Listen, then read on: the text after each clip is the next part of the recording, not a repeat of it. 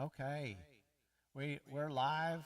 Um, we're here at Thousand Hills Ranch Church.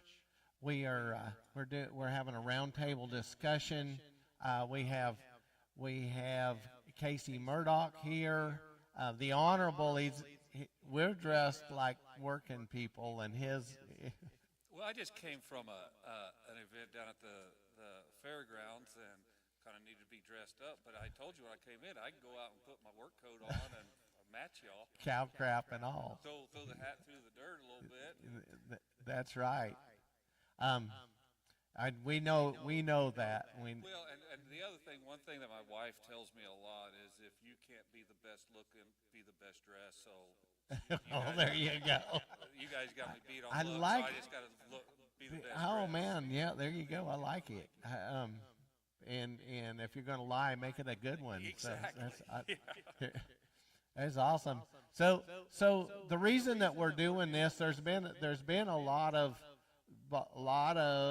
talk um, about the electric corridor that's going through, and the eminent domain and property rights, and then the word that we've got lately is that it's canceled. Well, there's nothing really canceled, but it's changed. It's changed. So the feds have backed off their federal corridor, and I heard the other day they backed off in Kansas too. They canceled that one. So The electric, when they say canceled, she wants you to talk close to the mic. Okay, sorry. There you go. There we go. Yeah.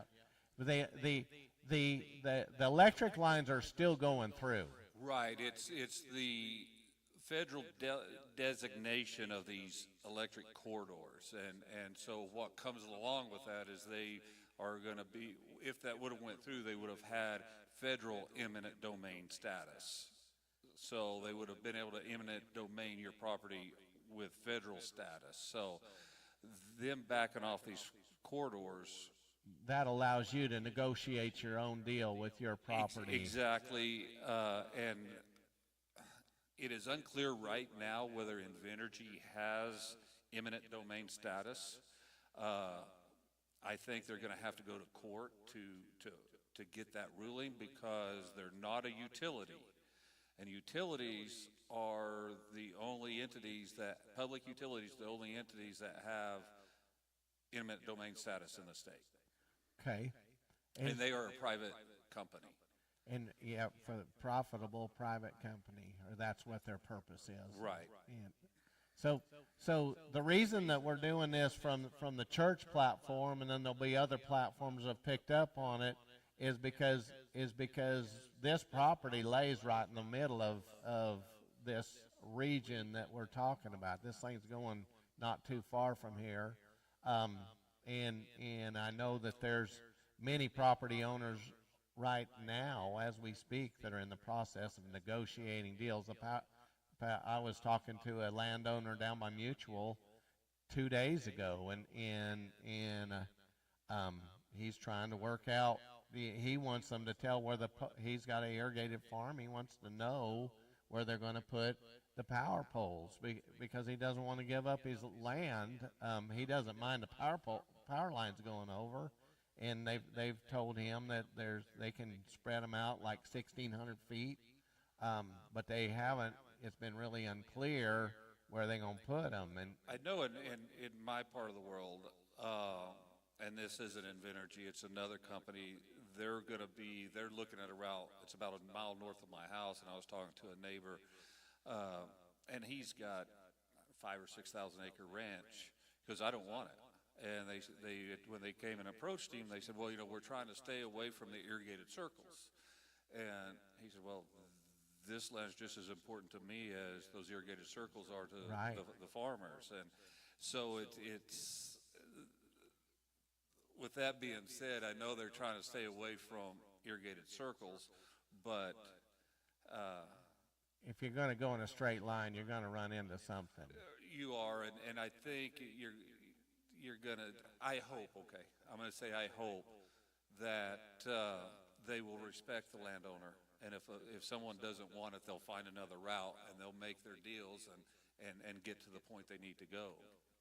And you know so there's a few things, and I want to try to cover as many of them as we can, and still be respectful and not get lost in the weeds here too much. But there's quite a few things that in we've been talking about this the other day at a meeting, and I believe this wholeheartedly. Before we get to a part of the reason we're doing this, but I believe completely that to maintain our grasp on property rights, that we have to be unified, and that's the one thing that we all in this part of the world can agree on, is that we want say-so over our property. And I want to be really clear, and I know that Casey does too, and he'll talk about this more. Taking somebody else's property rights away so that to protect your property rights is not going to be an effective tool. Property rights needs to mean property rights. If we need to have the right to say what's done on our property, and if there's some of these things come, or negotiate a deal that we can't live without. Right, and you know, I brought up my neighbor that doesn't want it. 2 miles the other direction of my house, the guy signed the deal, and they cut the deal, and he is tickled pink. He thinks he's hit the lottery. So, you know, 2 separate attitudes of this thing coming through within 4 miles of my house. One guy's totally against it. The other guy is all gung-ho for it. We've seen this same thing with wind energy. I'm sure solar. I have a different view on solar personally. You and me both. There's such a long-term footprint with that. Well, and I don't know if it was you and I talking about this the other day. And I don't want to be a hypocrite. I believe in personal property rights. You can do, if you own the property, you can do whatever you want with it. Well, I don't like solar. But if I don't like solar and I don't want you to have solar because I don't like solar, then all of a sudden I'm telling you what you can do with your property. Bingo. I agree. Then I'm being a hypocrite saying, you know, property rights, property rights, property rights. Then I'm infringing onto what you want to do with your property. And so I want my neighbor to have the right to do something that I really don't like, on his property, and I want to be able to do something that doesn't thrill him on mine, and because we have those rights. Isn't that, you agree with those statements? Oh yeah. Well, I think I'm not going to use the breed I used on the phone with you the other day, so I'm going to say the belted Galloway. I'm doing a poll in my district. I don't think there's a whole lot of people that own belted Galloways in Senate District 27. I can say I don't like belted Galloways, and I don't want my neighbor having belted Galloways because I don't want to look at them. But that's not up to me. It's his property, and if he wants to run giraffes, that's up to him. That's right. So I agree wholeheartedly. So the way to get that, to protect ourselves as property owners, is to be unified, and the best way to be unified is that if we stick to property rights. All other paths are going to lead to disagreements, depending on, like your neighbors, they disagree entirely, but they'll both agree in property rights, I'm sure. Right, and we've got to be very careful, because the Pandora's box that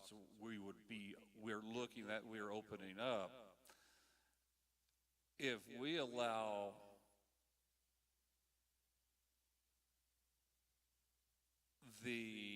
I'm trying to think of the best way to say this, someone that doesn't like a certain industry, say, well, you're going against our property rights, you can't do this, and they're just targeting this one industry, and we open up that door, we, being an ag, we're under the gun all the time, you know, between animal rights activists, environmentalists, tree huggers. We're opening up that they can fertilizer, them dictating what we do as an ag industry on our own property, and we've got to be very careful how we define property rights, and I think with this fight we're pushing opening up that box. Yeah, it absolutely, and that's why we need to talk about these things and come up with the absolute purest form of property rights to protect ourselves and each other, our neighbors, and So something else that we want to address while we're here is that you are taking a lot of heat. I am, but that comes with the job. And from my position is, just like my neighbors. I've got one neighbor for it, I got one neighbor against it. But I represent both of those people. I want to be as fair as I can to both sides. And with that being said, it's all about respect. And I think with these companies going in and trying to just walk over landowners and disrespecting them, that's not right. Property rights is my number one issue. I mean, that is your kingdom. You are your kingdom.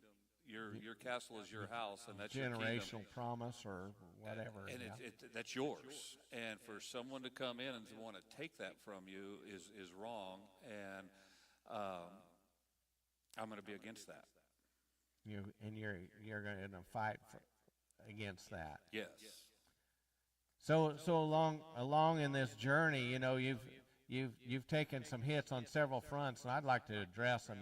One of them is, as they say, you got in the fight too late. I've been hearing that all over, that how he's taking credit for it now, but he wasn't in it before. So address that a little. Well, I was in it when this federal designation come out for these corridors. I called some people in our federal delegation expressing my concern, and actually I did the math, and my district goes almost to Enid, almost to Sayre, but I just brought up the Panhandle in this conversation.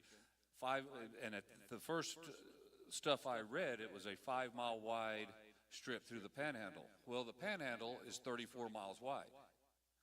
Just quick math, that was 16% of the Panhandle was designated this corridor site. Almost 20%. Well, the county I live in, it's 20% of the county is CLO land. The government owns. I don't care much for the government owning property or telling us what we can do with our property. It irritates me. And so I started making phone calls to our federal delegation, seeing what we can do. How far back would that have been? The day after they came out with the designation. So give me a month there. Oh, when was that? Was that June? That's when I started July? hearing about it. June is when I first started hearing about it. It's when they came out and they said they designated this corridor. Okay. So people have Facebook fights. I don't think they're productive. I wasn't going to be on Facebook screaming and hollering. I didn't think I'd get anything done. The enemy of my enemy is my friend. Yeah. And knowing the dynamics of what's going on with these transmission lines and where these wind projects are, I knew that one of these companies had a wind project that they were working on. This other company that was in the designation was going to be cutting right through their wind project. I thought I could work with them to have them help shut this corridor down. And so I worked with them trying to shut this thing down.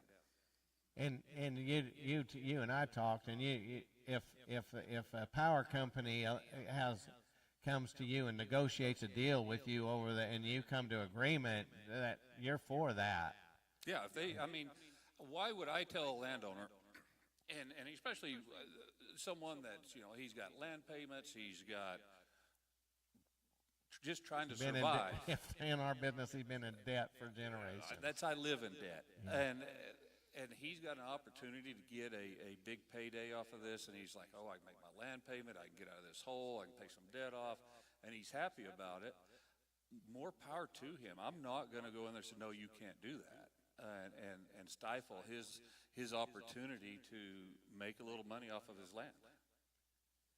But in the same breath, I don't want someone saying, no, I don't want it, and they come in and walk over his rights. So, yep, and so that is, and that is truly, you're squirming like you got a question. I will here in a second when y'all tidy up this part of Okay. Okay. You're touching on part Okay. of what I've Okay. got. Very good.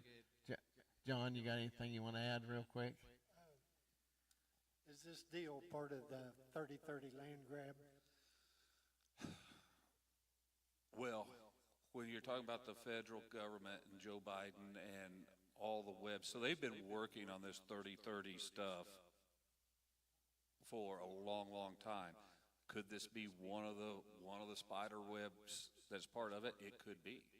It could be. I don't. I mean, that's reaching. I think this is just because I've been saying for a long time we need to fix our grid system in this country. Our grid system in this country is archaic, and we need to fix it. To just to say everything's rosy and everything's up front, it could be them just trying to figure out fixing our transmission lines and our grid system, redoing our grid system. So it's a hard tell and not knowing is what what I'm Right, sure. and they're just negotiating an easement to run these across. They're not actually, you still get to use your property how you want to use it. Could- Not saying that there isn't a nefarious plan by some back behind all of that, because there chances are there is, right? Well, and if you watch Yellowstone, they're trying to save the Yellowstone Ranch by the conservation easement. Well, I ran legislation this year because conservation easements was part of the 30/30 plan of how they take over. And my legislation just said if you put it on there, you have to declare it because it has shown that conservation easements will decrease the value of your property. But you don't have to declare it. So if you bought property up until my bill, if you bought property from me and I had a conservation easement on it, I didn't have to tell you. But you buy it and you go in there, go do whatever you want to do, and oh no, you can't do that because it's got a conservation easement. Don't fully own your own land. You don't fully own your own land. So How does our governor feel about eminent domain? I think our governor is against it. I think, but with the tricky thing with these transmission lines, and why I'm in favor of a private company over OG&E doing these is the private company right now, as far as I know, doesn't have eminent domain status because they're for-profit private. OG&E does. And when they built the line out here, I've talked to several landowners that OG&E just bulled their way straight through. That was wrong. And Proclaimed eminent domain along the way. because they're a utility and they have eminent domain status. I was on the phone with a gentleman yesterday from Tulsa, and he's in a jam. He's bought this piece of property, going to build his house, his dream house on it in Creek County. Well, this is on the route. Well, he had, didn't know anything about the route when he started all this, and now he's like, I don't know if I want to build my house there. And actually, I've got a meeting with Invenergy and him tomorrow in my office, or Friday in my office, trying to work out something, because he's sitting there, and that's the end of the route. It may be 5 years before they get to that point to know what they're going to do at his place. And he's sitting there 5 years waiting on whether he wants to build his dream home or not. Well, I thought they shut that down over there. No, so the Invenergy project, so there's lots of players. You almost need a program to keep up. And I just got an email today on Nextera's, it's called Heartland something. So there's, what is the Cimarron Link? That's Invenergy's deal. That's not part of the federal, they were never part of the federal corridor system. They've been working on the Cimarron Link for 2 years, putting stuff together. So that has nothing to do with the federal corridor. They were never part of it. So the Invenergy is the one that was cutting across this gentleman's property in Tulsa. And it's still coming, and I don't know a lot, but I do know this is that most of part of, maybe all of, I don't know but I know that there are states and in the populace and the coastal regions that absolutely have to improve their electric infrastructure by a minimum of 30% the next 5 years, or they're going to be in a big old bind. And this country here is Well, producing some of that. we are an energy state. We produce energy. And, you look at the draw on our electric grid with AI that's coming out, that's taking more power. With the crypto mining, and I found this out a few months ago. I've got a crypto mine south of Texoma on the Freeman Ranch. I didn't know they had one out What there. does that look like? What do have- they do there? I have no idea. I need to call and say, can I come look at it? But I guess it takes a lot of energy, and I have no idea. But it draws a lot of energy. Now they're getting their power from Xcel Energy out of Texas, but still, you're looking at the total electric use in the United States, and then that's not to mention all these electric cars that wasn't being plugged in 5-10 years ago. I went by a Tesla dealership in Albuquerque 3 days ago that's huge, and they're selling these Teslas. Well, every one of these things are being plugged in every night. That's drawing on our grid. Even if it sounds ridiculous to us rednecks, it's out there. Well, and I'm tight. I follow the kids around at my house, shutting lights out behind them, because I'm paying for that. But every time you flip the lights on, that's even in Felt, Oklahoma, that is drawing power off of the grid.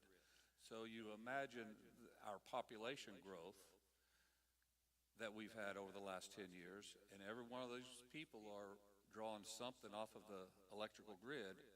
If we don't increase it, we're going to have more brownouts. We're going to have more issues. So before we get too far down that road there, and it's been said that the power companies own you, and they do that they do that because your wife works for them. I thought you meant just because they're. Yeah, no, my wife does not work for Wind Company. She has been in veterinary medicine sales for 30 years. She was the So national this isn't sales a brand manager new job. Now, if you have a problem with little Fido, she can get you medicine for little Fido, but she has nothing to do with wind. And that started in my campaign. That was being said about my wife during the campaign, and it couldn't be farther from the truth. You started to think I was headed somewhere else? Right. So I found out something today. I was talking to a landowner at the conservation meeting at the fairgrounds, and in some of these contracts that you have to get approval if you want to build a barn if they have wind or a power line that's in the contract on your property. I'm like, what? They don't own it. They just got an easement. They can't tell you whether you can build a barn or not. I said, I'd renegotiate that contract. And you can. You can. I've talked to landowners that they've negotiated that they build a road for them. You can negotiate that contract however you want to, but you own that land. They don't own it. So you can keep working on your deal, and if their end of it changes, you can continue to work on your end of the deal. I would if it was me. I mean, you've got an easement. If you're building a wind farm or if OG&E is building something across my property, that's just the easement. I'm not going to sign anything that's going to affect my use of my own property forever. So If I do, they better write me a pretty dang big check.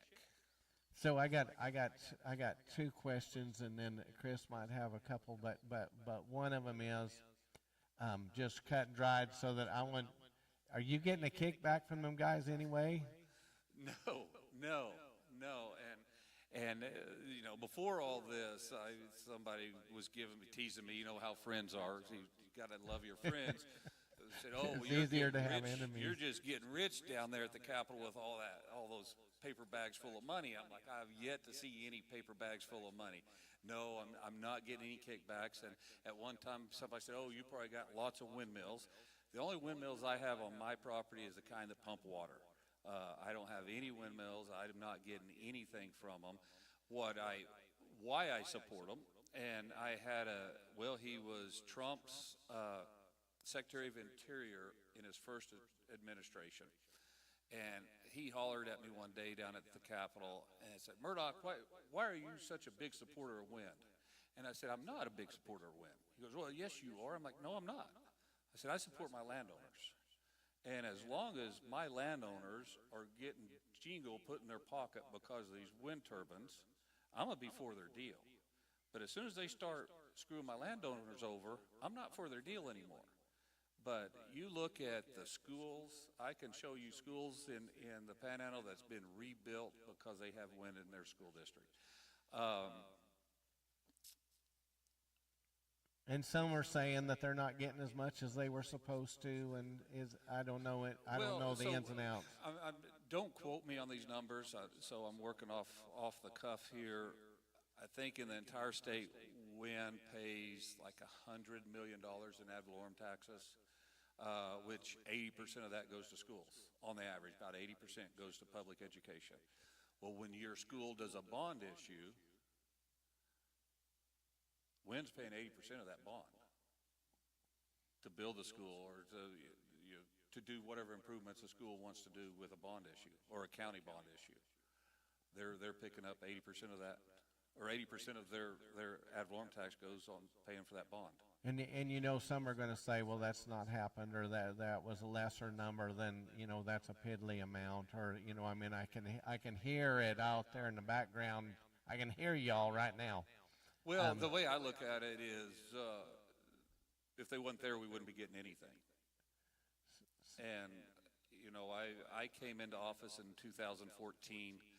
Or was elected in 2014. My first year in office was 15. We were $600 million hole in the deficit, or in the budget. The next year we were $1 billion hole in the deficit, in the budget. The next year, $1.3 billion hole in the budget.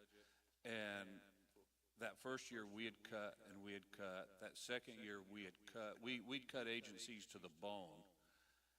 And that third year, we're looking at raising taxes.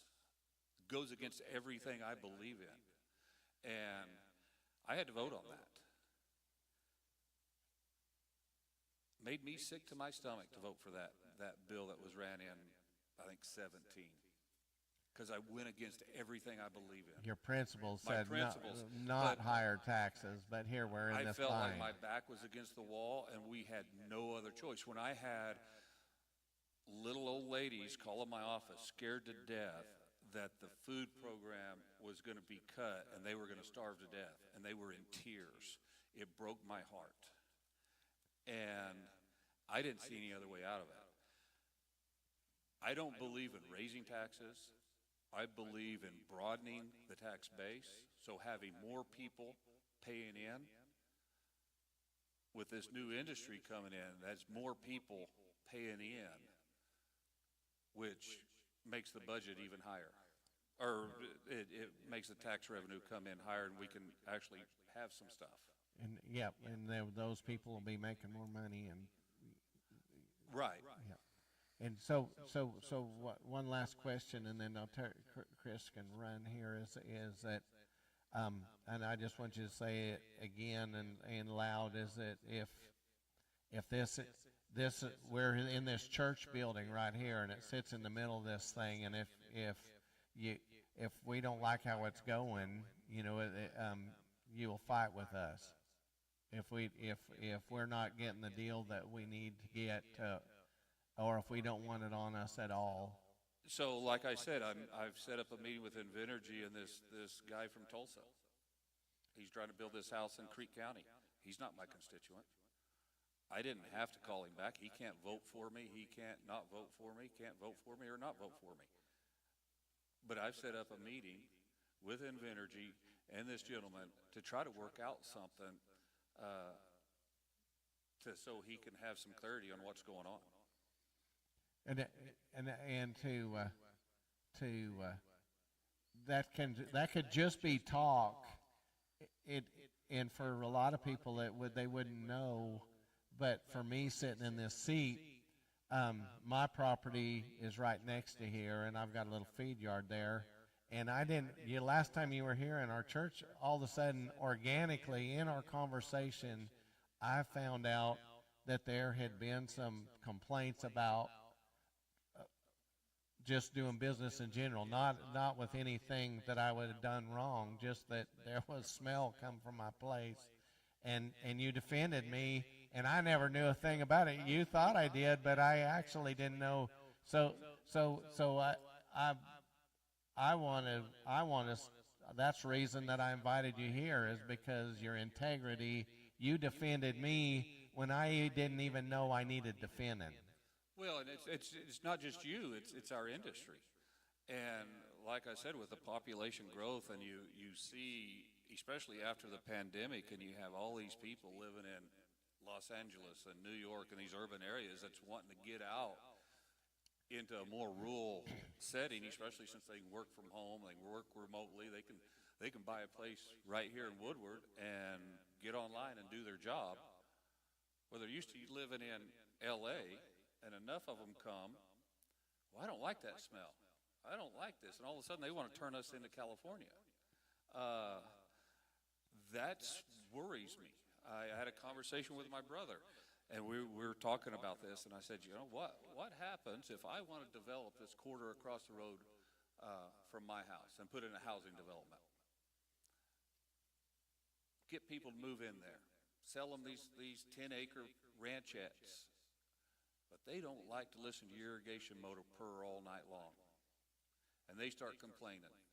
And they call their representative or their senator and say, we don't like this. You need to run legislation to do away with it, or make him put a muffler on it, or mess with your life. That's not right. Now they're stepping into your livelihood. And that scares me. And just in agriculture, that's what we're facing moving into the future, is we're losing ag property, ag acres every year to urban sprawl. And they keep coming more and more into us. We're pretty safe, and I'm real dang safe in Felt, Oklahoma. I don't think anybody wants to move out there. It's hard to believe people live there on purpose part of the time. But. Well, I think that's where my ancestors' wagon broke down, and they said, we're here, we're home, Mom. Yeah. But that's a concern that we have. Yeah. And even in Woodward, as Woodward grows, and Oklahoma is growing leaps and bounds. You look at Oklahoma City. The conservatism of Oklahoma as a country is that. I was visiting with, I can't remember their name, but they own the stockyards, and the fight that lady had of them trying to shut down the stockyards, historic stockyards in Oklahoma City, because of the smell. But they built up around it, and it stinks. Well, you bought a house next to the stockyards. What do you think? Yeah, the flies are going to be bad, and it's going to smell. To me, it smells like money, but. Yep. So, Chris, what you got? You mentioned the schools out around Felt, and the money that has been brought in because of that. I've had several conversations with some very hateful people about all of that. So basically, it's just like down here in Ellis County when oil has a lot of money, and then the schools get money from that. It's the same difference. When they're sitting there yelling, follow the money, look at the schools, look at this, look at that, it's not because you're hobnobbing with them, which is the second part of this. It's because of the wind energy that's doing all of that. Right. I mean, well, think of it this way. Well, you look at, and I don't know whether I'm going to use Hooker as an example. They have outgrown their school, and they have put on the bond for the last 10 years, ran a bond to build a new school. It's failed every year. If they had a wind project that was paying the majority of that tab, they might be able to pass a bond to build a new school. Goodwell, Oklahoma got a big wind farm. I don't know how many turbines, but they built a new school. I was by it actually this summer when they had the most rain of anywhere in the state. I went and visited their FFA building where they were giving out things to people that were flooded out of their homes. I was shocked at that school. I'd played basketball there in high school. I knew what that school looked like. It's a brand new school, and it's nice. And it's all because of that wind farm. Well, also tied to that, there's several people, and y'all talked slightly about that anyway.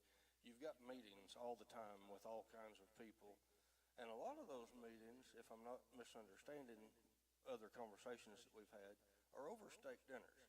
It's not that you're taking their money. Or I can promise you, they're not getting anything. They're not getting me to go eat chicken. I'm not eating chicken. But that's where you find out about a lot of the information that you know of what they're actually doing. Instead of having an actual business setting in an office, a lot of times it's over a steak dinner. It's not that they're buying you. Right. They're giving you information. Right, and so when I first was elected, it was like drinking water from a fire hose. And I remember the president of OU, we went to a dinner down at OU, and he was welcoming all the freshmen, and it was at a deadline period, and he goes, well, it's fixing to speed up for you. And I said, how can it get any faster? I'm already running 100 miles an hour down here. He goes, oh, it'll get faster, and it did. I will have people in my office from 8 o'clock until I leave, just meetings after meetings after meetings, and dealing with legislation of what I'm running or things I'm pushing. And then I'll go to a dinner meeting to discuss something I'm not pushing that they're trying to sell me on. Like, I'm trying to think of an example. XYZ wants to push this legislation. We want to tell you about it. Or XYZ doesn't like this legislation and we would like you to vote against it. But they're not buying your vote. I had a gentleman, when I first ran, I got a donation from a liberal organization. And I called this friend of mine that knows politics, and I asked him, I said, well, do I cash this? What do I do? Because I'm still dripping wet behind the ears. I don't understand it. And he said, well, cash it. He goes, Casey, let me tell you something. If you can't go out and eat their steak at one night and vote against them the next day, you don't need to be in office. And these dinners, I try to go, when I first started, I tried to go to every dinner I could. And I would go to 3 dinners a night. I would go to a dinner and maybe have an appetizer, and then I'd go to another dinner and have a main meal. Then I'd run over to another dinner, because there's dinners going all over, because there's 149 legislators, and they're all going to dinners. Well, I'm trying to make as many contacts as I can, because I'm new. I want to meet as many people, and it's that old saying, if you're not at the dinner, you're what's on the menu. So I'm trying to go to as many as I can, but that's our voice, not just my voice, that's our voice in that conversation on any particular issue that they're having. And honestly, I'm a brag about my beef a little bit. My steak I raise is a lot better than any place in Oklahoma City. I hear you. Mine too. Yeah. My wife prefers mine over going to the store. So, yeah. You've mentioned several times just in our conversations alone that I know of, you're more proud of the things that you have stopped than the things that you have actually passed. Mm-hmm. This has come to me from several different areas, all of this stuff is, but expound on that a little bit. Give us examples of each. So the latest one was there was legislation that was going against the irrigated farmers, and it was all the irrigators in the state, the government forcing them to put meters on their well. I have a lot of problems with that. Now, I have a meter on my well, but that's for my use. That's for my management, you know, it's, the government's not making me do that. They're not sending somebody by to look at it and dictating what I can do. It's mine. But, it had more, I'm trying to think of the county just below Roger Mills. Beckham County. It was a battle between Lugar Altus Irrigation District and those irrigators. They were wanting to shut them down. Was the whole purpose. I was able, with the help of the governor, to get that killed. I pulled political chips that I had with the governor and made a phone call and said, look, this is overreach by the government. It's don't quote me on this number, but I just did rough math in my head, but about a $60 million tax on irrigators, because those meters are $1,500 to $1,800 a piece, and you figure how many irrigation wells we have in the state. It wound up about $60 million that they were going to have to pay for a government mandate. And so I was able to get that killed.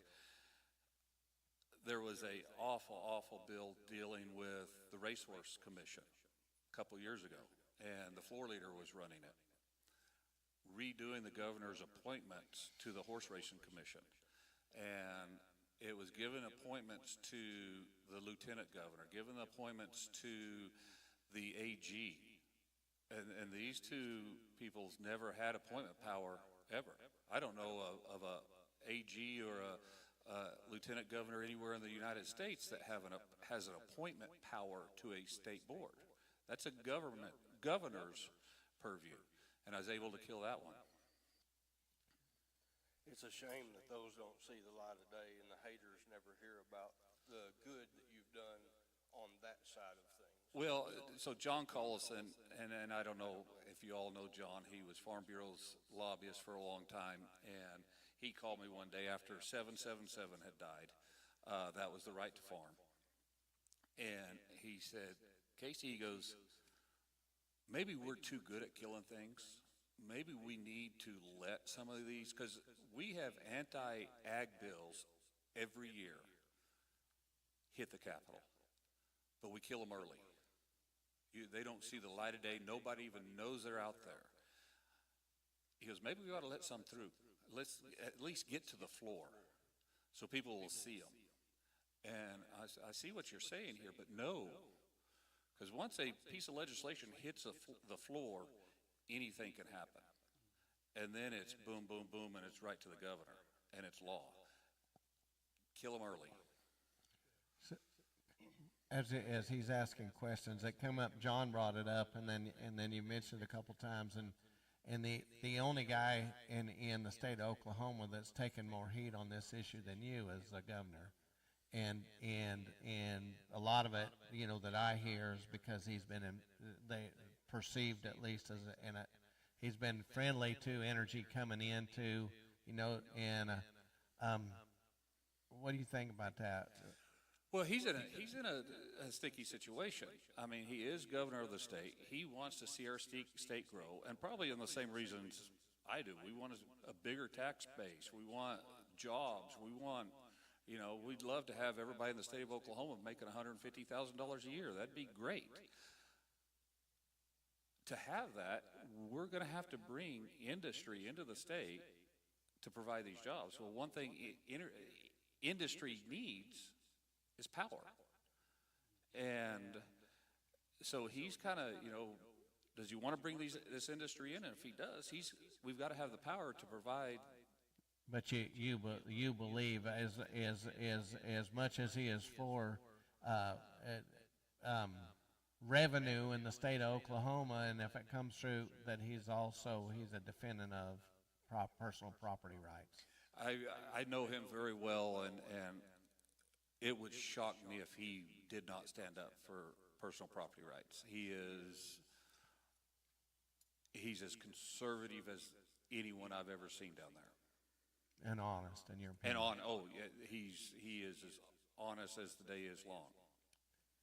So, you know, I've talked about this with both of these guys, you know, and one of the things if I run into somebody that's taking a lot of heat, I look at it that they must be a threat, you know, and so I try to look at this, see what's behind the scenes here, is if like in this case here, you've taken a lot, and I've figured that right off that you must be a threat to my enemy.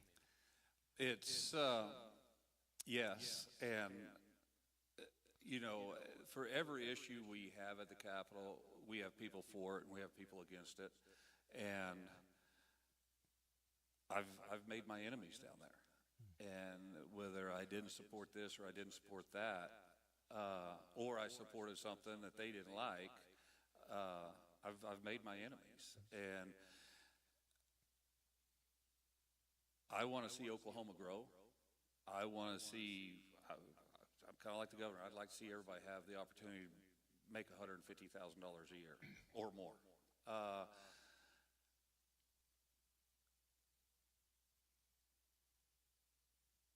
With that being said, I mean, we still got to protect property rights, but I support anything next to a nuclear waste disposal place, because that was brought up to me about putting one in Kenton. So there's no way out there. I'm like, oh yeah, they tried this about 30 years ago and that didn't fly too good. Was not a good idea. It was not a good idea. I remember it. I was in high school when that happened, and we about had a revolution. But yeah, we've got to be picky on what we bring in. But no, we got to grow our state and grow rural Oklahoma. Everything else I've got can be boiled down to one question from about 14 different people. But with the upcoming session that you've got, can you give us an insight to what's on your agenda, what's on your plate, and what do you feel, either positive or negative, what are you thinking? Okay, wow.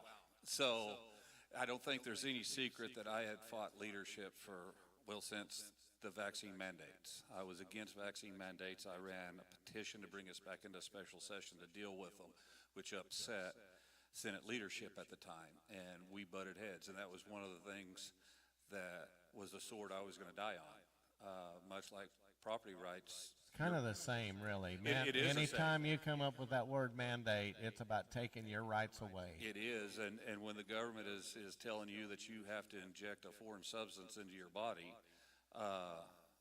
untested, I was against that, and I fought hard against it. Well, I lost my chairmanship to Ag and Wildlife. I lost that chairmanship.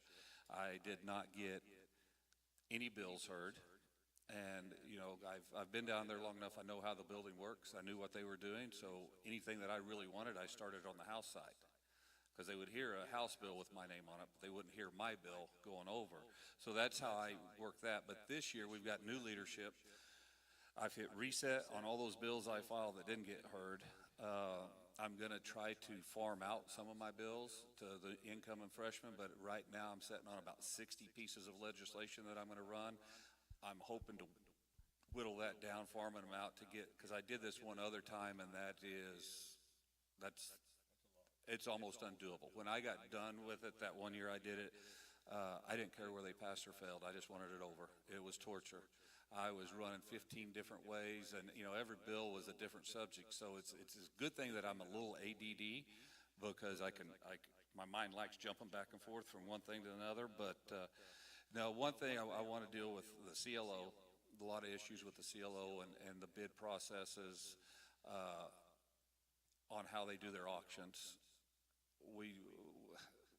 That's a whole nother segment if you want to get into that, because it's starting to affect us down here too.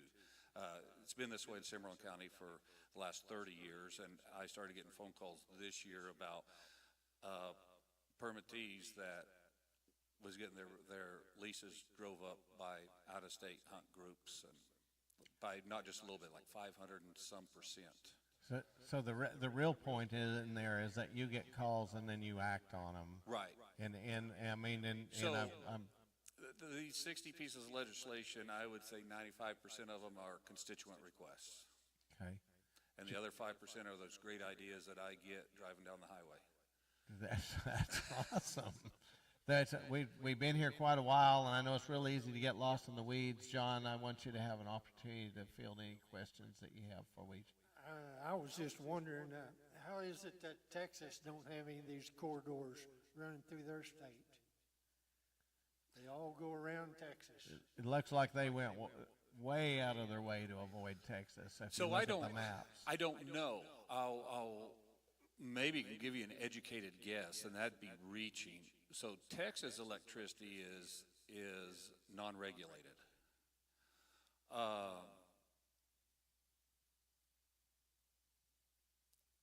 That might be a reason.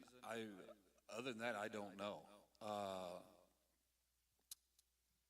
I don't know. And with it being unregulated, they have a lot of wind farms in Texas, and, Yes. and maybe they're just, shipping that energy to Dallas, Houston, and they're all, and they're unregulated, so they may just be selling it to these individual electric companies that's providing power to different areas of Texas. But other than that, I don't know why it would. And all this electricity coming through Oklahoma, it's not stopping here. It's going to Arkansas, isn't it? Invenergies is going to Jinx and then for Oklahoma. But for that argument, I'm going to give you this. I want to sell my cattle outside of the state. We sell our oil that we pump out of the ground outside of state. I don't want a closed market. If there's 4 million Oklahomans, if we're gonna succeed as a state, we got to sell our products outside of Oklahoma. Understand. But there should be some tie-ins that we get our electricity cheap, and we do. We have some of the lowest electric costs in the nation right here in Oklahoma. Yes. And it's because we are an energy state. We produce it right here. All right, John, you got anything else? Nope. I think that we could be here all evening, but I don't want to get lost in the weeds of the gist of what we're doing here is to be informative. You don't have to agree with any of us on anything. That isn't what it's about. It's just to be educational. And I wanted the opportunity to clear your name. You had defended me once when you didn't have to, and I wanted to take the opportunity for you to defend yourself. Well, and I appreciate that because I know when that came out in the campaign, my wife was upset. She was upset that, and the way they slanted it was that she was just taking money. And she was upset because I could lose my job for this. This makes me look crooked, and I could lose my job over this. But no, she's been in veterinary sales her entire life. So, and if there's more questions up, reach out to one of us. We'll reach out to him. Reach out to him. We can deal with transparency's key here, and none of these issues are simple. No. Do we want eminent domain? No. None of us want that. Is power going to go through here and it's going to? Are we going to love it? There's parts of it. I know this guy. There's a lot of it he ain't gonna like at all. And me personally, I don't like it either. But I do if it blesses. I've seen wind energy bring people from debt, generations of debt to debt free, and then they were a bigger blessing to their community, and so there's going to be all those things. It's not a one size fits all deal. It's not, and this, and I don't know what company's doing it, but they're looking to, I think, running one of these about a mile north of my house. Well, if you know Felt, Oklahoma much, there's no trees to hide it. I'm going to be able to see it. It's going to change your view. It's going to change my view, and I don't. And you're not going to get a penny for it. And I'm not getting a penny for it. I am not going to get a penny Worst for of it. every scenario, and yet you're going to defend that guy's rights to put him up. Yep. And the neighbor that I have east of me, he struggled all his life.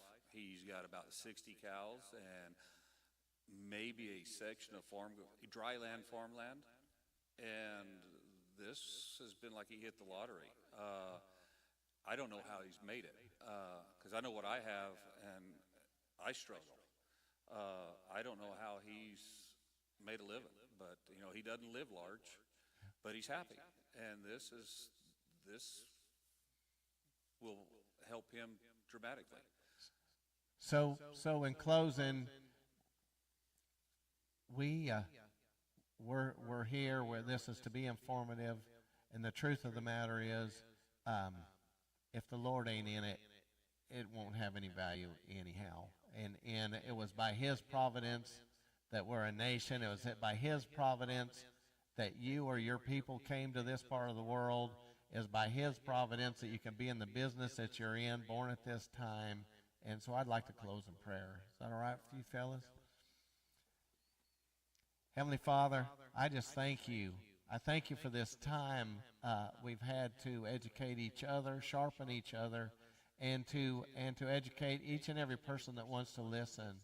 Father, I just pray for your wisdom. I pray for your discernment. I pray for your courage, that you would give us all of those things as we're needed. And I pray that every step that we take, that we would honor you and that we would be able to honor each other. And then, Father, I pray that by your providence, that you would continue to protect us and our culture. Father, it seems so obvious to me that the entire world needs infected with our Western culture. So, Father, that we would be able to impact the whole world one way or another with your design and our Western culture. And I pray this in the name of Jesus.